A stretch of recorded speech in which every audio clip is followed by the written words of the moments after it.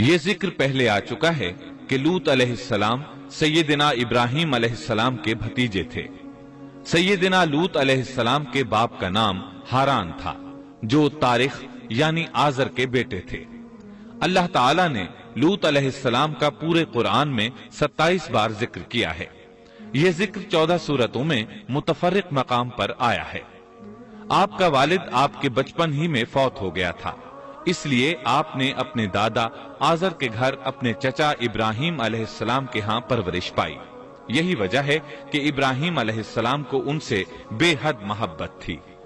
جس وقت پوری قوم سیدنا ابراہیم علیہ السلام کے خلاف اٹھ کھڑی ہوئی اور انہیں آگ میں ڈالا گیا، اس کٹھن وقت میں صرف لوط علیہ السلام ہی وہ شخصیت تھے جو آپ پر ایمان لا چکے تھے، جیسا کہ اللہ تعالیٰ نے فرمایا فآمن له لوط، ان پر لوط ایمان لے آئے۔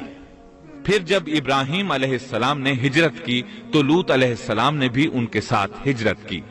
اللہ تعالیٰ فرماتے ہیں وقال انی مہاجر الی ربی انہ هو العزیز الحکیم، اور کہنے لگے کہ میں اپنے رب کی طرف ہجرت کرنے والا ہوں، وہ بڑا ہی غالب اور حکیم ہے۔ اس سے پہلے ہم ذکر کر آئے ہیں کہ جب ابراہیم علیہ السلام مصر سے فلسطین واپس چلے گئے تو آپ نے اپنے بھتیجے لوط کو سدوم بستی کی طرف بھیج دیا۔ یہ بحر مردار کے پاس ایک بستی تھی، تجارتی مرکز اور مسافروں کے لیے آرام کی جگہ تھی۔ یہ ایک کافر قوم تھی، ان میں ایک بھی مومن نہیں تھا۔ اللہ تعالیٰ فرماتے ہیں فأخرجنا من كان فيها من المؤمنين فما وجدنا فيها غير بيت من المسلمين، پس جتنے ایماندار وہاں تھے ہم نے انہیں نکال لیا، اور ہم نے وہاں مسلمانوں کا صرف ایک ہی گھر پایا۔ یہ سب لوگ کافر تھے، لوگوں میں سب سے زیادہ فاسق اور فاجر تھے۔ ان لوگوں نے ایسی برائیاں ایجاد کی کہ ان سے پہلے کائنات میں کسی نے نہ کی تھیں۔ چنانچہ اللہ فرماتے ہیں اذ قال لقومه اتأتون الفاحشة ما سبقكم بها من احد من العالمین، جب لوط نے اپنی قوم سے کہا تم ایسی فحاشی اور بے حیائی کا ارتکاب کرتے ہو جو جہانوں میں تم سے پہلے کسی شخص نے نہیں کی۔ پھر اللہ فرماتے ہیں انکم لتأتون الرجال شہوة من دون النساء بل انتم قوم مسرفون، کیا تم عورتوں کو چھوڑ کر مردوں سے حاجت پوری کرتے ہو، بلکہ تم حد سے بڑھنے والی قوم ہو۔ اس کام یعنی اغلام بازی اور جنسی بے راہ روی کو قوم لوط نے شروع کیا، لیکن بعض کہتے ہیں یہ تو فطری چیز ہے اور بعض کہتے ہیں یہ جنات سے شروع ہوئی۔ بہرحال یہ فسق و فجور اور گھناؤنا جرم اسی قوم سے شروع ہوا۔ فرشتوں کی زبانی اللہ تعالیٰ نے فرمایا اِنَّا أُرْسِلْنَا إِلَىٰ قَوْمٍ مُجْرِمِينَ، فرشتوں نے کہا کہ ہم گناہگار قوم کی طرف بھیجے گئے ہیں۔ پھر کہنے لگے إِلَّا آلَ لُوطٍ إِنَّا لَمُنَجُّوهُمْ أَجْمَعِينَ إِلَّا امْرَأَتَهُ قَدَّرْنَا إِنَّهَا لَمِنَ الْغَابِرِينَ، مگر خاندان لوط کہ ہم ان سب کو تو ضرور بچا لیں گے، سوائے اس کی بیوی کے کہ ہم نے اسے رکنے اور باقی رہ جانے والوں میں مقرر کر دیا ہے۔ اسی طرح لوط علیہ السلام نے ان سے کہا أَتَأْتُونَ الذُّكْرَانَ مِنَ الْعَالَمِينَ، وتذرون ما خلق لكم ربكم من أزواجكم بل أنتم قوم عادون. کیا تم جہان والوں میں سے مردوں کے ساتھ شہوت رانی کرتے ہو اور تمہاری جن عورتوں کو اللہ نے تمہارا جوڑ بنایا ہے ان کو چھوڑ دیتے ہو بلکہ تم ہو ہی حد سے گزر جانے والے. اللہ تعالیٰ نے قرآن میں کتنے ہی مقامات پر اس گناہ کی برائی اور قباحت بیان فرمائی ہے، اس لیے کہ یہ نہایت سنگین اور گھناؤنا جرم ہے. اللہ تعالیٰ فرماتے ہیں وَلُوطًا إِذْ قَالَ لِقَوْمِهِ أَتَأْتُونَ الْفَاحِشَةَ وَأَنْتُمْ تُبْصِرُونَ أَإِنَّكُمْ لَتَأْتُونَ الرِّجَالَ شَهْوَةً مِّن دُونِ النِّسَاءِ بل انتم قوم تجہلون. اور لوط کا ذکر کر جبکہ اس نے اپنی قوم سے کہا کہ کیا باوجود دیکھنے بھالنے کے پھر بھی تم بدکاری کرتے ہو؟ یہ کیا بات ہے کہ تم عورتوں کو چھوڑ کر مردوں کے پاس شہوت سے آتے ہو؟ حق یہ ہے کہ تم بڑی ہی نادانی کر رہے ہو. اللہ تعالیٰ نے اس قوم کی قبیح خصلتوں کا جتنا ذکر کیا ہے کسی اور قوم کا نہیں کیا. انہیں کافر، مجرم، جاہل اور حد سے بڑھنے والا کہا گیا. کہیں فضول خرچی کرنے والے اور فاسق کہا گیا. یہ تمام برائیاں ان میں موجود تھیں. اللہ تعالیٰ فرماتے ہیں وَلُوطًا إِذْ قَالَ لِقَوْمِهِ إِنَّكُمْ لَتَأْتُونَ الْفَاحِشَةَ مَا سَبَقَكُمْ بِهَا مِنْ أَحَدٍ مِّنَ الْعَالَمِينَ أَإِنَّكُمْ لَتَأْتُونَ الرِّجَالَ وَتَقْطَعُونَ السَّبِيلَ وَتَأْتُونَ فِي نَادِيكُمُ الْمُنكَرَ. اور لوط کو یاد کرو جب انہوں نے اپنی قوم سے کہا تم ایسی فحاشی کرتے ہو کہ تم سے پہلے کسی جہاں والے نے نہیں کی. کیا تم مردوں کے پاس بدفعلی کے لیے آتے ہو اور راستوں میں ڈاکے ڈالتے ہو اور مجالس میں نہایت برے کام کرتے ہو؟ یہ لوگ اس قدر خبیث تھے کہ بھری مجلس میں برے برے کام کرتے تھے. مثلا سب کی موجودگی میں زوردار آواز کے ساتھ ہوا خارج کرتے، پھر اپنی اس حرکت پر ہنستے. غرض یہ کہ برائی کی تمام تر صفات ان میں موجود تھیں. لوط علیہ السلام پھر بھی انہیں سمجھاتے رہے لیکن وہ جھٹلاتے ہی رہے.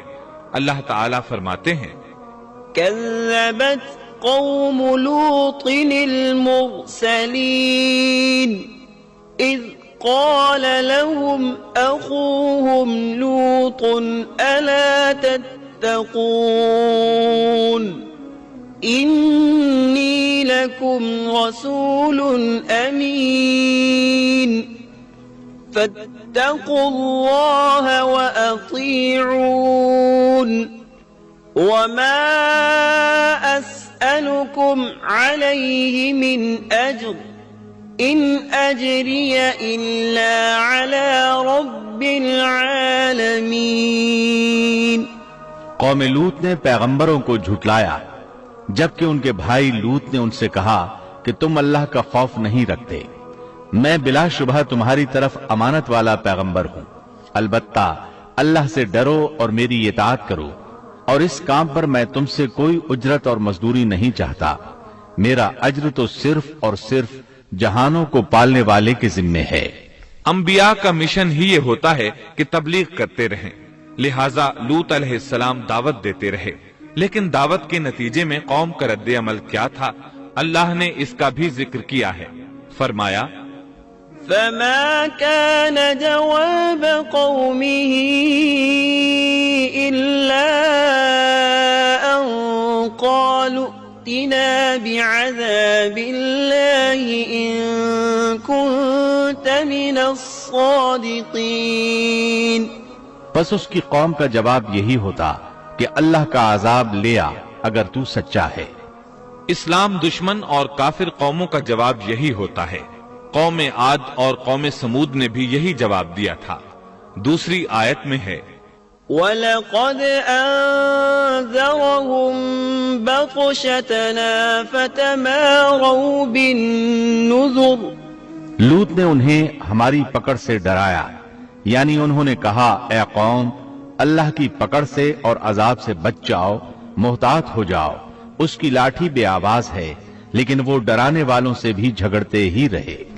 ایک اور آیت میں اللہ فرماتے ہیں وَمَا كَانَ جَوَابَ قَوْمِهِ إِلَّا أَن قَالُوا أَخْرِجُوهُم مِّن قَرْيَتِكُمْ إِنَّهُمْ أُنَاسٌ يَتَطَهَّرُونَ۔ اور ان کی قوم سے کوئی جواب نہ بن پڑا بجز اس کے کہ آپس میں کہنے لگے کہ ان لوگوں کو اپنی بستی سے نکال دو، یہ پاک باز بننے کی کوشش کرتے ہیں۔ چونکہ یہ سب کے سب لوگ فحاشی، عریانی، بے حیائی، بے غیرتی، فسق و فجور اور بدکاری میں مصروف تھے، ان کے نزدیک پاکیزگی اختیار کرنا بے معنی کام بن چکا تھا۔ لوط علیہ السلام اور ان کی بیٹیوں کے علاوہ کوئی شخص پاک نہ تھا، سب کے سب غلاظت میں ڈوبے ہوئے تھے۔ چنانچہ انہوں نے لوط علیہ السلام کو اپنی بستی سے نکال باہر کرنے کا فیصلہ کیا۔ کہنے لگے قالوا لئن لم تنته يا لوط لتكونن من المخرجين قال إني لعملكم من القالين۔ اے لوط اگر تو اپنے اس واعظ و نصیحت سے باز نہ آیا تو ضرور تجھے نکال دیا جائے گا۔ اس پر لوط نے فرمایا میں بھی تمہارے اس گھناونے عمل سے بیزار ہو چکا ہوں۔ چنانچہ لوط علیہ السلام اس موقع پر وہاں سے نکل آئے اور اپنے رب سے یوں دعا گو ہوئے رب نجنی وأہلی مما يعملون۔ اے میرے پروردگار مجھے اور میرے اہل کو ان کے عمل سے بچا لے اور نجات عطا فرما۔ کتنی ہی آیات میں ہے کہ ان لوگوں نے لوط علیہ السلام کو بستی سے نکالنے کا عزم کر رکھا تھا، اور لوط علیہ السلام اس پوری بستی میں بے یار و مددگار تھے۔ وہاں ان کا کوئی خاندان تو تھا نہیں، لہٰذا گھر میں ہی بیٹھے رہے، دعا کرتے رہے۔ قال رب انصرنی علی القوم المفسدین۔ اے پروردگار اس فسادی قوم کے خلاف میری مدد فرما۔ اس دعا سے اس قوم کی ایک اور خصلت معلوم ہوئی، اور وہ یہ کہ وہ فسادی بھی تھے۔ سو اللہ نے دعا قبول فرمائی، فرشتے بھیجے، جبرائیل، میکائیل اور ملک الموت، اور بعض روایات کے مطابق اسرافیل کو بھی ان کے ساتھ بھیجا گیا۔ وہ سب سے پہلے ابراہیم علیہ السلام کے پاس آئے تاکہ انہیں اسحاق علیہ السلام کی بشارت دیں۔ آخر کار یہاں سے فرشتوں نے سدوم کا رخ کیا۔ یہ فرشتے وہاں نوجوان لڑکوں کی صورت میں پہنچے، ان کی ٹولیوں کے پاس سے گزرے تاکہ انہیں آزما لیا جائے، ان پر حجت قائم ہو جائے۔ مطلب یہ کہ اللہ تعالیٰ نے فرشتوں سے کہا تھا کہ ان لوگوں کو اس وقت تک ہلاک نہ کرنا جب تک کہ ان کے نبی کو ان پر الزام لگاتے نہ دیکھ لو۔ چنانچہ یہ فرشتے نوجوان اور خوبرو لڑکوں کی صورت میں بستی کے کنارے پہنچ گئے۔ لوط علیہ السلام کی ایک بیٹی بستی سے باہر کنارے پر رہتی تھی۔ جب اس نے انہیں دیکھا تو ڈر گئی۔ اس نے سوچا ہماری قوم کے لوگوں نے اگر انہیں دیکھ لیا تو ضرور ان سے برائی کر کے رہیں گے، اس لیے وہ اپنے والد لوط علیہ السلام کی طرف دوڑی۔ ان کے پاس پہنچ کر کہنے لگی میں نے چند نوجوان لڑکوں کو دیکھا ہے اور میں ان کے بارے میں خوفزدہ ہوں۔ لوط علیہ السلام جلدی سے ان کی طرف آئے، ان سے پوچھا آپ کیسے آئے ہیں؟ انہوں نے بتایا ہم آپ کے مہمان ہیں۔ لوط علیہ السلام چاہتے تھے انہیں باہر ہی سے دوسری طرف روانہ کر دیں، لیکن جب انہوں نے کہا کہ ہم مہمان ہیں تو وہ انہیں جانے کے لیے نہ کہہ سکے، چنانچہ ان سے بولے اللہ کی قسم زمین کی پشت پر اس سے خبیث اور گندی قوم ہم نے نہیں دیکھی، اور نہ ہی کسی کے بارے میں ایسا معلوم ہوا۔ آپ نے 2 بار، 6 بار اور پھر 4تھی بار بھی ان سے یہی بات کہی تاکہ ان نوجوانوں کو حالات کا علم ہو جائے، وہ بھانپ لیں۔ لیکن وہ تو فرشتے تھے اور لوط علیہ السلام کی قوم کے خلاف گواہی تلاش کر رہے تھے۔ آخر لوط علیہ السلام انہیں اپنے گھر لے آئے، انہیں بٹھایا۔ لوط علیہ السلام کی بیوی کافر تھی اور قوم کے ساتھ تھی۔ وہ باہر گئی اور اس نے لوگوں کو بتایا کہ اس نے لوط علیہ السلام کے گھر میں ایسے خوبصورت چہروں والے نوجوان دیکھے ہیں کہ زمین پر آج تک ان جیسے کہیں نظر نہیں آئے۔ یہ سنتے ہی وہ سب لوط علیہ السلام کے گھر کی طرف لپکے۔ قرآن کریم میں آتا ہے وَجَاءَهُ قَوْمُهُ يُهْرَعُونَ إِلَيْهِ وَمِن قَبْلُ كَانُوا يَعْمَلُونَ السَّيِّئَاتِ۔ لوگ جلدی سے اس کی طرف لپکے اور وہ اس سے پہلے فحاشی کے عادی بن چکے تھے۔ ایک جگہ الفاظ ہیں شہر کے لوگ خوش ہوتے ہوئے آئے۔ وہ اس حد تک فاسق اور فاجر بن چکے تھے کہ خوش ہوتے ہوئے وہاں آئے تاکہ ان خوبصورت لڑکوں سے لذت حاصل کر سکیں۔ یہ گھر کے سامنے پہنچ گئے تو لوط علیہ السلام انہیں روکنے کے لیے گھر سے نکلے۔ ان سے فرمایا یا قوم هؤلاء بناتی، اے میری قوم، تمہاری خواہش کے لیے میری بیٹیاں موجود ہیں، یعنی قوم کی عورتیں موجود ہیں۔ نبی قوم کا باپ ہوتا ہے، اس کی بیویاں قوم کی مائیں اور قوم کی عورتیں اس کی بیٹیاں شمار ہوتی ہیں، جیسا کہ سورہ ہود میں آتا ہے۔ قال یا قوم هؤلاء بناتی هن اطہر لکم فاتقوا اللہ ولا تخزون فی ضیفی أليس منكم رجل رشید۔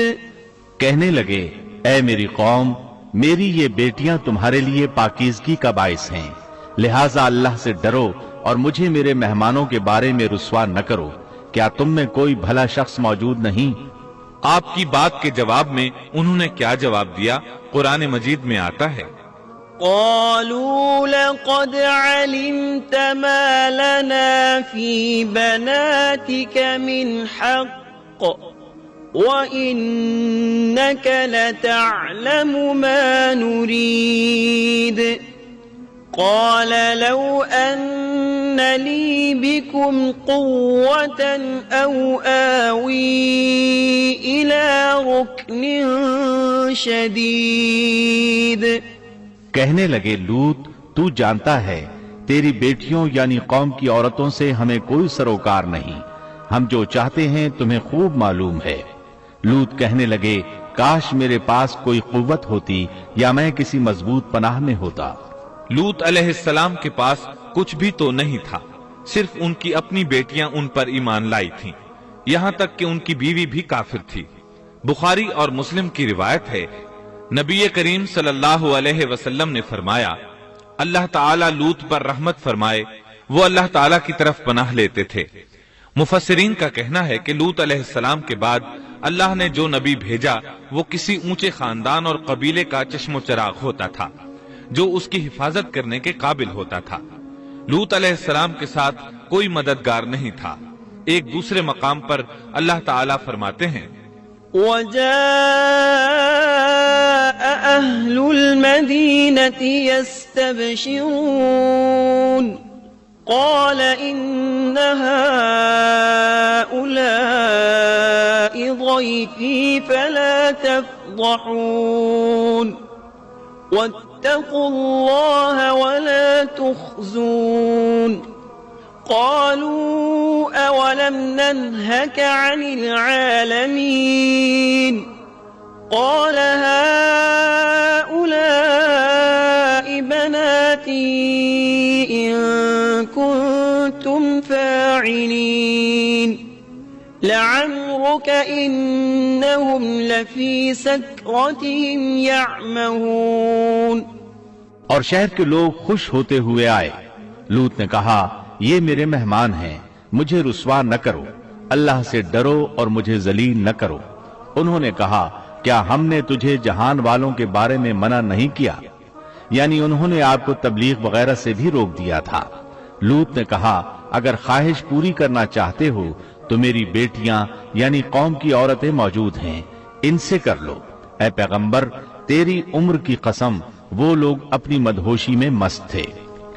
اللہ تعالیٰ نے کسی انسان کی عمر کی قسم نہیں کھائی سوائے نبی کریم صلی اللہ علیہ وسلم کے، اور یہ اعزاز آپ کے شرف، عزت اور تکریم پر دلیل ہے۔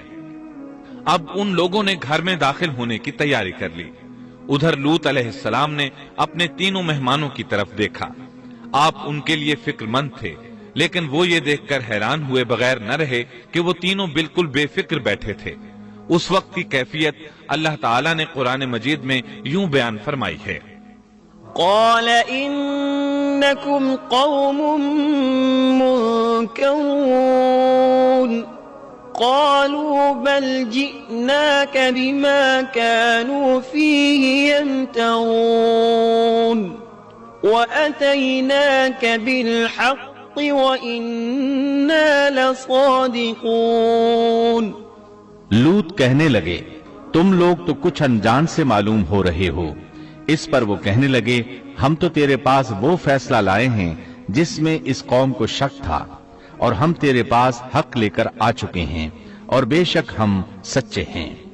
سورۃ العنکبوت میں اللہ تعالیٰ فرماتے ہیں: وقالوا لا تخف ولا تحزن إنا منجوك وأهلك إلا امرأتك كانت من الغابرين إنا منزلون على أهل هذه القرية رجزا من السماء بما كانوا يفسقون۔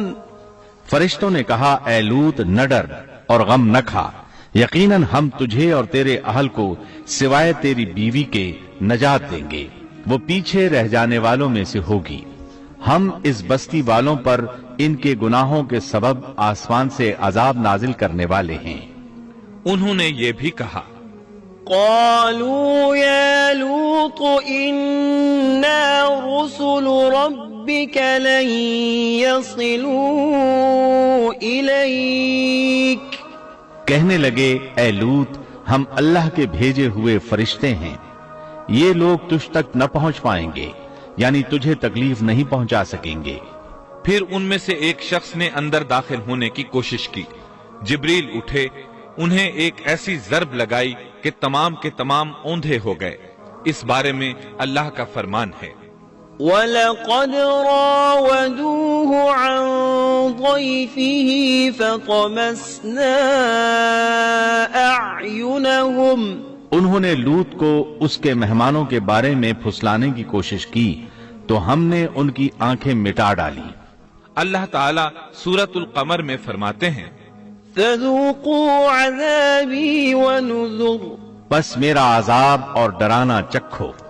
وہ دھمکیاں دینے لگے اور واپس جاتے ہوئے کہنے لگے ہم تجھ سے کل نبٹ لیں گے۔ انہوں نے سزا محسوس بھی کر لی لیکن پھر بھی توبہ نہ کی۔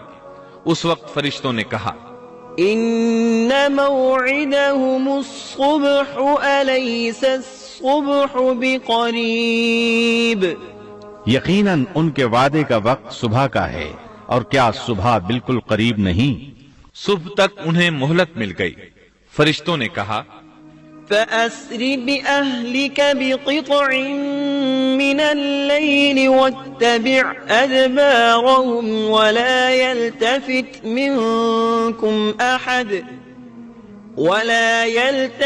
مِنكُمْ أَحَدٌ وَامْضُوا حَيْثُ تُؤْمَرُونَ وَقَضَيْنَا إِلَيْهِ ذَلِكَ الْأَمْرَ أَنَّ دَابِرَ هَؤُلَاءِ مَقْطُوعٌ مُصْبِحِينَ۔ اے لوط اپنے اہل کو رات کے حصے میں لے کر نکل جا اور ان کے پیچھے پیچھے تو چل، اور تم میں سے کوئی پیچھے مڑ کر نہ دیکھے، اور جہاں تمہیں حکم ہو چلے جاؤ۔ اور ہم نے اسے وہ فیصلہ سنا دیا کہ صبح ہوتے ہی اس قوم کی جڑ کاٹ دی جائے گی۔ اسی طرح اللہ تعالی سورۃ الشعراء آیت 170 اور 171 میں فرماتے ہیں فنجيناه وأهله أجمعين إلا عجوزا في الغابرين ہم نے اسے اور اس کے تمام اہل کو نجات دی سوائے اس کی بیوی کے جو پیچھے رہنے والوں میں سے تھی۔ سورۃ القمر میں اللہ تعالیٰ فرماتے ہیں إلا آل لوط نجيناهم بسحر نعمة من عندنا كذلك نجزي من شكر تمام ہلاک ہو گئے سوائے لوط کی آل کے، انہیں ہم نے صبح سحری کے وقت یعنی رات کے آخری حصے میں نجات دی، یہ ہمارا احسان تھا اور اسی طرح ہم شکر گزاروں کو بدلہ دیتے ہیں۔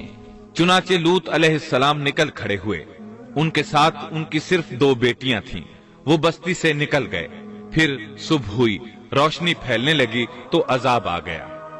وَلَقَدْ صَبَّحَهُم بُكْرَةً عَذَابٌ مُسْتَقِرٌّ فَذُوقُوا عَذَابِي وَنُذُرِ اور صبح سویرے ہی انہیں ٹھہرنے والے عذاب نے آ لیا، پس تم میرے عذاب اور ڈرانے کا مزہ چکھو۔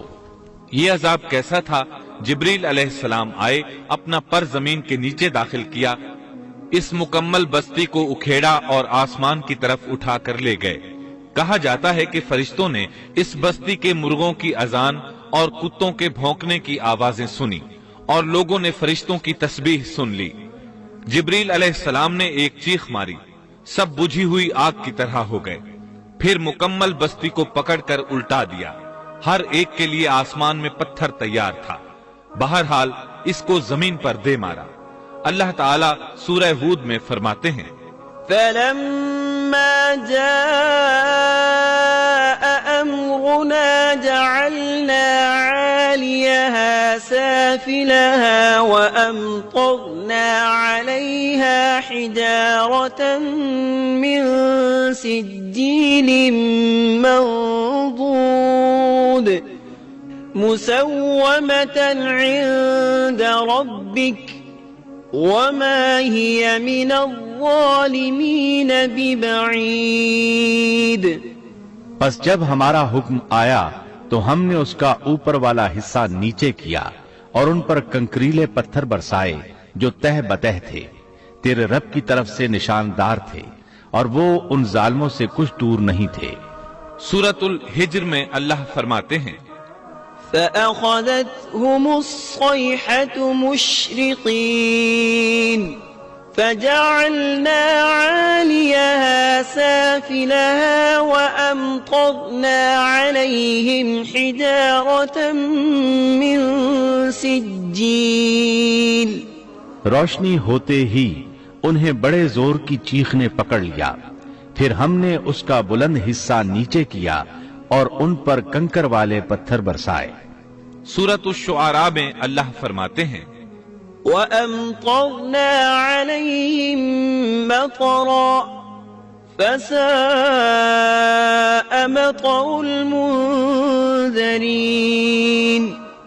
إِنَّ فِي ذَلِكَ لَآيَةً وَمَا كَانَ أَكْثَرُهُم مُؤْمِنِينَ وَإِنَّ رَبَّكَ لَهُوَ الْعَزِيزُ الرَّحِيمُ اور ہم نے ان پر ایک خاص قسم کا می برسایا، پس بہت ہی برا می تھا جو ڈرائے گئے ہوئے لوگوں پر برسا۔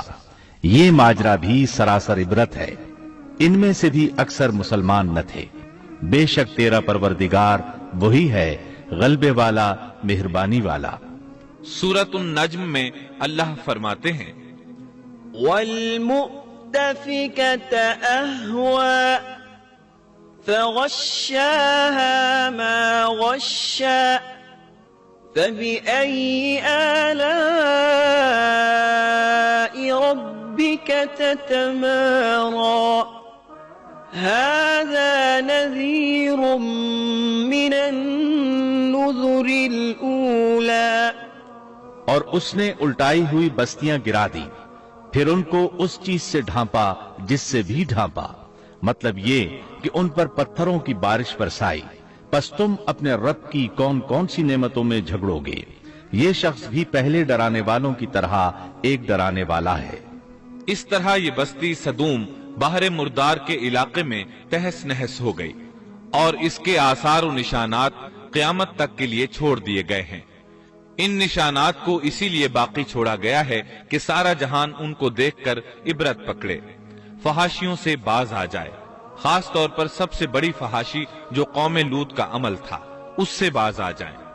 سیدنا لوط علیہ السلام کے اس قصے میں قرآن حکیم اور احادیث نبوی سے یہ بات ثابت ہوتی ہے کہ سیدنا لوط علیہ السلام جس قوم کی طرف مبعوث کیے گئے تھے وہ قوم اخلاق کے اعتبار سے بالکل ختم ہو چکی تھی، اور اب اس کی اصلاح ناممکن ہو چکی تھی۔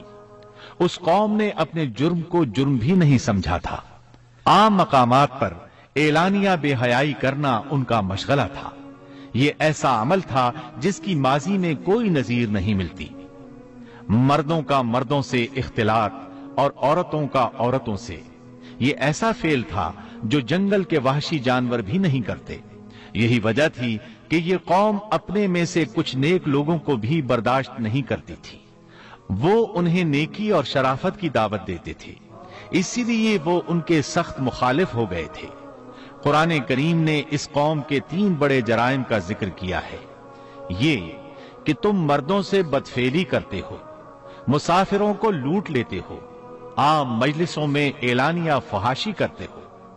ان 3 گناہوں میں سے سب سے پہلا گناہ بدترین گناہ تھا۔ یہ گناہ اس قوم سے پہلے کسی نے نہیں کیا تھا، گویا وہ اس گناہ کو ایجاد کرنے والے تھے، اور یہ گناہ زنا سے بھی زیادہ شدید ہے۔ قرآن کریم اور احادیث کی روح سے اغلام بازی ایک بدترین گناہ ہے۔ احادیث میں اس گناہ کی مختلف سزائیں آئی ہیں۔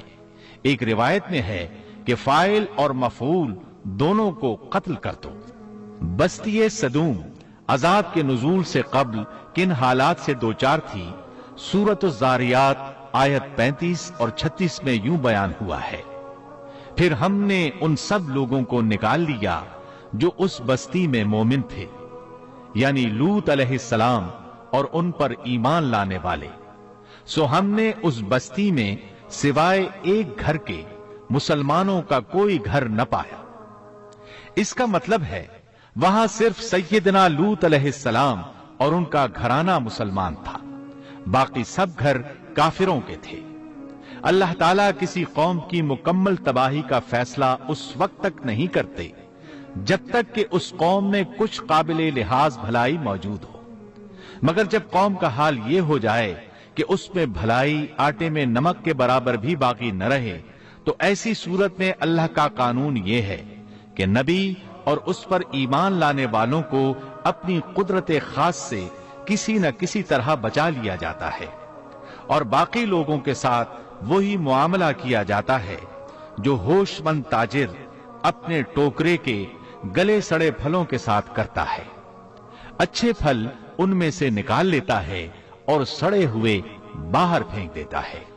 عذاب کے بعد اللہ تعالیٰ نے اس شہر کے کھنڈرات کے بارے میں سورۃ الزاریات آیت 37 میں یوں فرمایا ہے: اس عذاب کے بعد ہم نے وہاں بس ایک نشانی ان لوگوں کے لیے چھوڑ دی جو دردناک عذاب سے ڈرتے تھے۔ اس نشانی سے مراد بحیرہ مردار ہے۔ اس کا جنوبی علاقہ آج بھی ایک عظیم تباہی کے آثار پیش کر رہا ہے۔ ماہرین آثار قدیمہ کا خیال ہے کہ قوم لوط کے 5 بڑے شہر شدید زلزلے سے زمین میں دھنس گئے تھے، اور ان کے اوپر بحیرہ مردار کا پانی پھیل گیا تھا۔ اس خیال کی وجہ یہ بتائی جاتی ہے کہ بحیرہ مردار کا وہ حصہ جو اللسان نامی جزیرے کے جنوب میں واقع ہے، وہ صاف طور پر بعد میں پیدا ہوا ہے، اور قدیم بحیرہ مردار کے جو آثار اس جزیرے کے شمال میں نظر آتے ہیں وہ جنوب میں پائے جانے والے آثار سے بالکل مختلف ہیں۔ ماہرین آثار قدیمہ نے اس سے یہ بات اخذ کی ہے کہ جنوب کا حصہ پہلے اس بحیرہ کی سطح سے بلند تھا، بعد میں زلزلے سے دھنس کر زمین کے نیچے چلا گیا۔ اس دھنسنے کا زمانہ بھی 2000 برس قبل مسیح کے قریب معلوم ہوتا ہے، اور یہ زمانہ تاریخ کے اعتبار سے سیدنا ابراہیم علیہ السلام اور سیدنا لوط علیہ السلام کا زمانہ ہے۔ 1965 عیسوی میں آثار قدیمہ کی ایک امریکی ٹیم کو اللسان جزیرے پر ایک بہت بڑا قبرستان ملا۔ اس میں 20,000 سے زائد قبریں تھیں۔ اس سے اندازہ ہوتا ہے کہ قریب ہی کوئی بڑا شہر آباد تھا۔ اس لیے عین ممکن ہے کہ جس شہر کا یہ قبرستان ہے وہ بحیرہ میں غرق ہو چکا ہو۔